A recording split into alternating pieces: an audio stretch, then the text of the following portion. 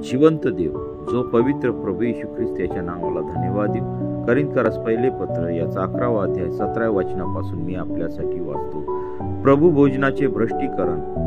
आता असा आदेश देत असताना मी तुमची वावा करीत नाही, कारण तुमच्या एकत्र होण्याने तुमचे बरे न होता वाईट होते।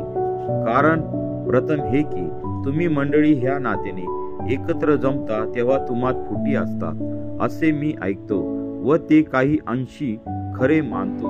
कारण तुम्हामध्ये जे पसंतीस उतरलेले आहे ते प्रगट व्हावे म्हणून तुम्हामध्ये पक्षभेद असलेच पाहिजे। यामुळे जेव्हा तुम्ही एकत्र जमता तेव्हा प्रभोजन करणे शक्य नसते, कारण भोजन करते वेळी प्रत्येक जण आपले घरचे जेवण दुसऱ्यापूर्वी जेवतो। एक भुक्याला राहतो तर एक मस्त होतो।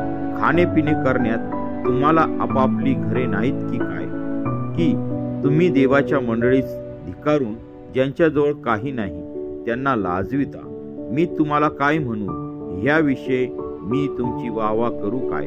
मी तुमची वावा करीत नाही, कारण जे मला प्रभूपासून मिळाले तेच मी तुम्हाला सांगितले आहे की ज्या रात्री प्रभू येशूला धरून देण्यात आले त्या रात्री त्यांनी भाकर घेतली, आभार मानून ती मोडली आणि म्हटले, हे माझे शरीर आहे, हे तुमच्यासाठी आहे, माझ्या स्मरणार्थ हे करा।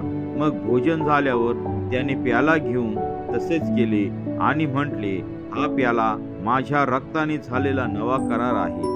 जितक्यांदा तुम्ही हा पिता तितक्यांदा माझ्या स्मरणार्थ हे करा। कारण जितक्यांदा तुम्ही ही भाकर खाता व हा प्याला पिता तितक्यांदा तुम्ही प्रभूच्या मरणाची तो येईपर्यंत घोषणा करीता।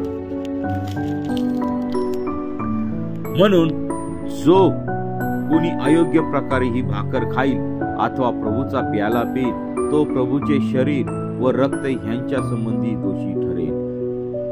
वाचलेले वचन देव आपा आशीर्वादित करो। आमेन।